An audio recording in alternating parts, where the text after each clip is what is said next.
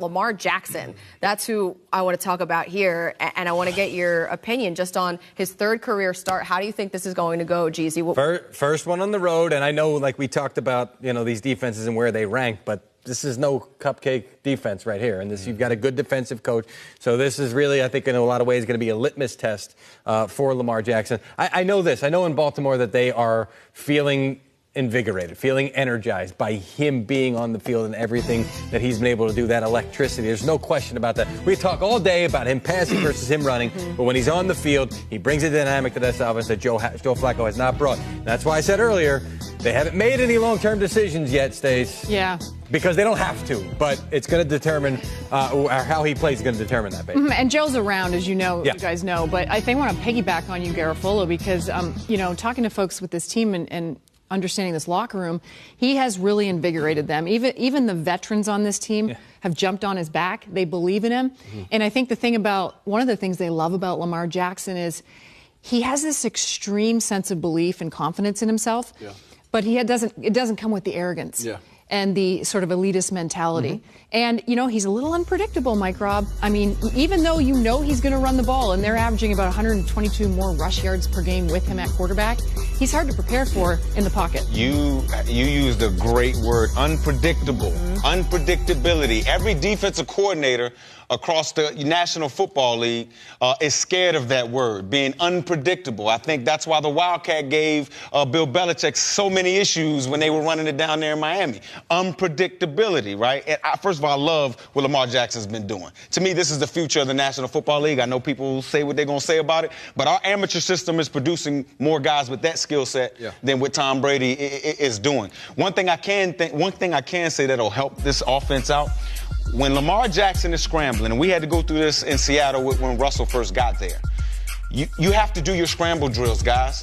Far too often on film, I saw wide receivers Lamar scramble the other way. Oh, I guess I'm not getting the ball. No, you're still alive. Everything is still alive. You see that play right there? That kid stopped, went across the other side of the field. Everything is alive with Lamar Jackson. And one other thing I want to tell you guys about.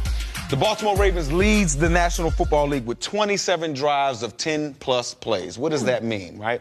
That means they'll be able to control the tempo of some of these high-powered offenses. They'll be able to keep a Patrick Mahomes on the sideline. They'll be able to keep a Tom Brady on the sideline. You couple that with, the league's #1 scoring defense that only given up, 18 points a game? They're going to be extremely difficult to deal with. And I'm sorry, if he wins this game, Joe Flacco, you the backup.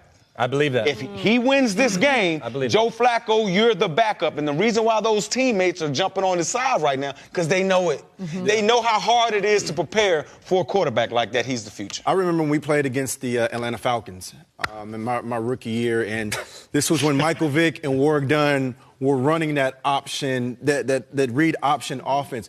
It was so difficult to defend. Teams were struggling with it, and Vic was running for 70 yards at a time, 80 yards at a time. Warwick Dunn was eating as well. And the unpredictability aspect of it is going to give defensive coordinators nightmares, especially in this game, because Atlanta Falcons defense has struggled. And they have struggled in a large way, especially in the run game. And so now, with the emergence of Lamar Jackson and this run game, like you just alluded to, it gives them the opportunity to be able to control the tempo of the game, to control the time of possession, and keep that high-powered offense with Atlanta Falcons. Atlanta Falcons, I don't know why I'm drawing a blank. Matt Ryan, Atlanta Falcons, keep them off the football field. Well, and as you mentioned, Garofolo, this is his first road start, Lamar Jackson. And that comes with a whole set of other issues and challenges that guys aren't used to if they've never done it before. So just communication silent issues. counts, all those types cadence, of things. crowd noise, even down to just like the headsets and everything, too.